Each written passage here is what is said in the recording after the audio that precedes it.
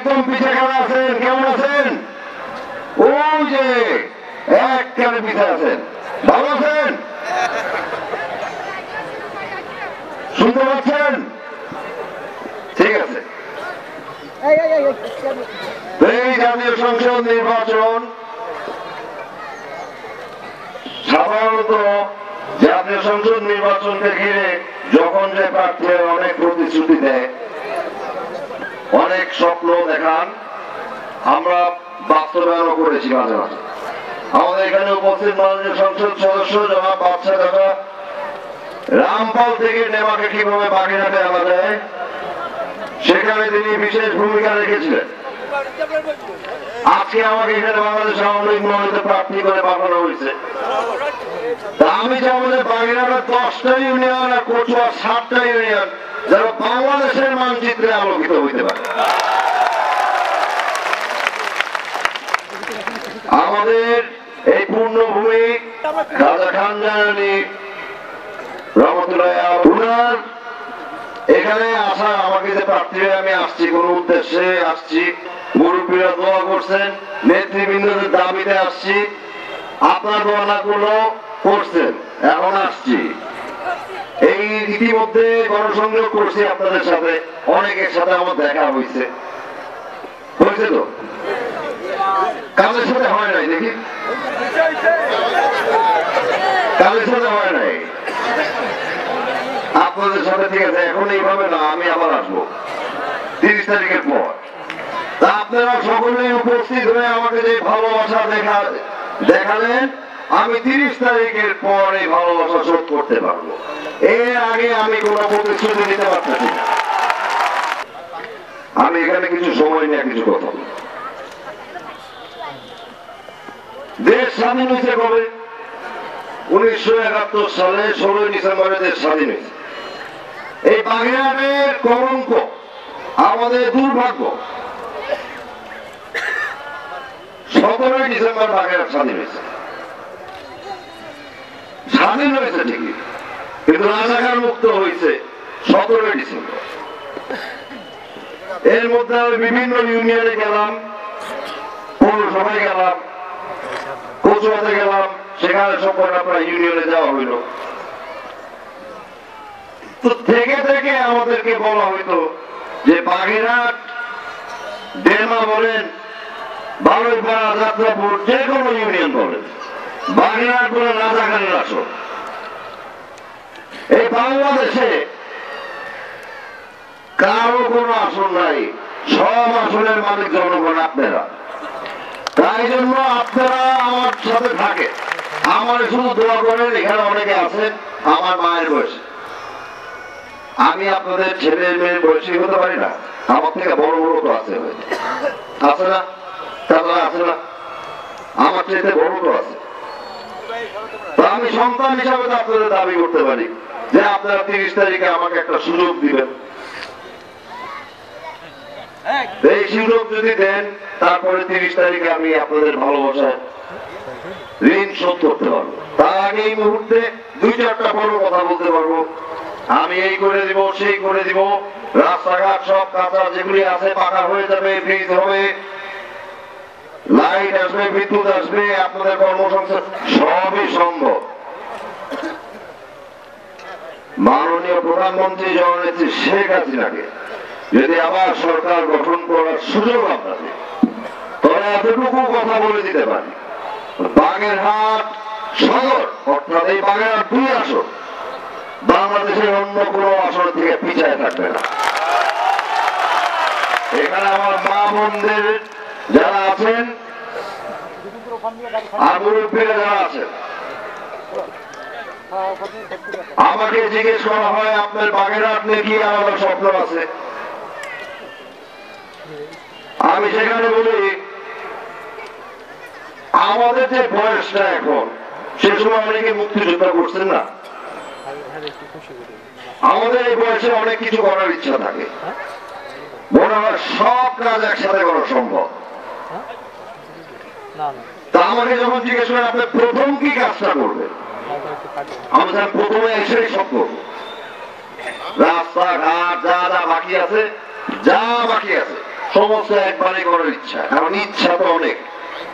কারণ জাতির জনক বঙ্গবন্ধু শেখ মুজিবুর রহমান আমাদের স্বপ্ন দেখিয়েছিলেন স্বাধীন বাংলাদেশে। আজকে আমরা বাংলাদেশ স্বাধীন, আমরা স্বাধীনভাবে আজকে এখানে কথা বলতে পারতেছি, বাংলা ভাষায় কথা বলতে পারতেছি, কত বড় বিষয় না? তারপরে আমাদের মাননীয় প্রধানমন্ত্রী আমাদেরকে স্বপ্ন দেখাচ্ছেন উন্নত মান বাংলাদেশ, সমৃদ্ধশালী বাংলাদেশের স্বপ্ন দেখাচ্ছে। তো সেই স্বপ্ন আমি দেখছি, আপনাদের ছেলেমেয়েরা দেখতেছে,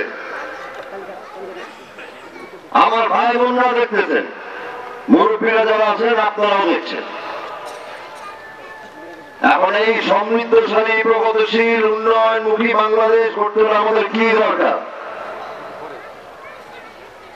দুর্নীতি, চাঁদাবাজ, সন্ত্রাস, মাদক ও দখলবাজ মুক্ত বাংলার দরকার। প্রথমে আমার একটাই প্রতিশ্রুতি, এই মুহূর্তের থেকে, আমি এখন নির্বাচিত না, আমি মানুষ হিসাবে প্রতিশ্রুতি, যেহেতু একবার আসছি, এখানে দুর্নীতিবাদ, চাঁদাবাজ, সন্ত্রাস, মাদক এবং দখল যারা করবে তাদের সাথে আমার কোনো সম্পর্ক নাই। যদি আমার আপন রক্তের ভালো হয় তাদের সাথে আমার কোনো আপোষ নাই, কারণ আমার এখানে চাওয়া পাওয়ার কিন্তু খুব কম আছে। আপনারা যে ভালোবাসা দেখাচ্ছেন, উপস্থিত হচ্ছেন, এটাই অনেক বড় চাওয়া, এটাই অনেক বড় পাওয়া। এর চেয়ে বেশি আর কি যাবো? ভোট 30 তারিখে, ইনশাল্লাহ 30 তারিখে তো আপনার লোক আমাকে ভোট দিবেনই, দিবেন না? আর যারা না দিবে আমার জন্য একটু দোয়া করবে। আপনাদের সকলকে নিয়েই আমরা থাকবো। তার প্রতিহিংসা রাজনীতি বিশ্বাস করে না। যেই নেতার আদর্শে রাজনীতির মঞ্চে আজকে দাঁড়িয়ে আছি, যাকে সবাই স্মরণ করে, যার আদর্শ আজকে বাংলাদেশ ছেড়ে বিশ্বে স্বীকৃতি পাচ্ছে, সেই 7ই মার্চের ভাষণ, যে আদর্শ নিয়ে আমরা এখনো গবেষণা করছি যে আসলে বঙ্গবন্ধু কি ছিলেন। বঙ্গবন্ধু শুধু বাংলাদেশে সীমাবদ্ধ না, বঙ্গবন্ধু ভবিষ্যতে বিশ্ববাসীর কাছেও স্বীকৃত হবে। কিন্তু আমাদেরকে বিকৃত ইতিহাস দিয়ে 75 সালে জাতির জনক বঙ্গবন্ধু শেখ মুজিবুর রহমানকে সপরিবারে হত্যার মাধ্যমে একটি অপশক্তি বন্দুকের নালায় ক্ষমতা অর্থাৎ রাষ্ট্র কায়েম করেন। কারো কোনো ভোটে নির্বাচিত হয়ে আসেনি, সাধারণত ষড়যন্ত্র করে আসছে, ধরে মা বোনদের ইজ্জত লুটছে, ধরে হত্যাকাণ্ড চালাইছে, এই সমস্ত কাজের মাধ্যমে তারা তাদেরকে প্রতিষ্ঠিত করছে। আজকে সাংবাদিক ভাই বোনেরা আছেন, আমাকে জিজ্ঞেস করেন যে এই সারা কেন আপনার পক্ষে? আমার বয়স তো মাত্র 33 বছর বয়স, সারা তো আমার পক্ষে না, সারা আমাদের নৌকার পক্ষে, সারা মাননীয় প্রধানমন্ত্রীর পক্ষে, সারা জাতির জনক বঙ্গবন্ধু শেখ মুজিবের আদর্শে স্বাধীন বাংলাদেশের পক্ষে। তাই জন্য এই প্রতীকে ভোট দিয়ে আপনারা মুরব্বীরা আছেন, আপনারা সে সময় 70 নির্বাচনে অংশগ্রহণ করেছেন, এই প্রতীকে ভোট দিয়ে দেশ স্বাধীন হয়েছে। এই প্রতীকে ভোট দিয়ে আমরা দেশকে এগিয়ে নিয়ে যাচ্ছি। আজকে বাংলাদেশে যে পরিমাণ উন্নয়নমূলক কাজ হচ্ছে, বৃদ্ধ ভাতা, মাতৃত্বকালীন ভাতা, মুক্তিযোদ্ধা ভাতা, যারা পুঁজির বিকাশ হলে সাধারণত মধ্যবিত্ত শ্রেণী উঠে আসে, কিন্তু যে শ্রেণীর মানুষরা পিছিয়ে পড়ে, তাদেরকে যেন পিছিয়ে না পড়তে হয় তার জন্য সকল ব্যবস্থা মাননীয় প্রধানমন্ত্রী জননেত্রী শেখ হাসিনা করছেন। আপনারা কি এটা অস্বীকার করতে পারবেন? বিদ্যুতের কথা বলতেছি না, রাস্তাঘাট অবকাঠামো উন্নয়নমূলক কাজ ধারাবাহিকভাবে হয়ে আছে, কিন্তু যখন পুঁজির বিকাশ আজকে দেশে ঘটছে, স্বাধীনতার সুফল 10 বছর ধরে আমরা পাচ্ছি, তারপরে পুঁজির বিকাশের মাধ্যমে মধ্যবিত্ত শ্রেণী উঠে আসে, তখন কিন্তু বিশ্বের প্রত্যেকটা দেশে একটা শ্রেণীর মানুষ অর্থাৎ গরিবরা দূরে চলে যায়, ধনীরা আরো ধনী হয়। কিন্তু আজকে সকল শ্রেণীর মানুষের জন্য জননেত্রী শেখ হাসিনা উদ্যোগ নিয়েছেন, ভাতার মাধ্যমে আজকে উদ্যোগ নেওয়া হচ্ছে।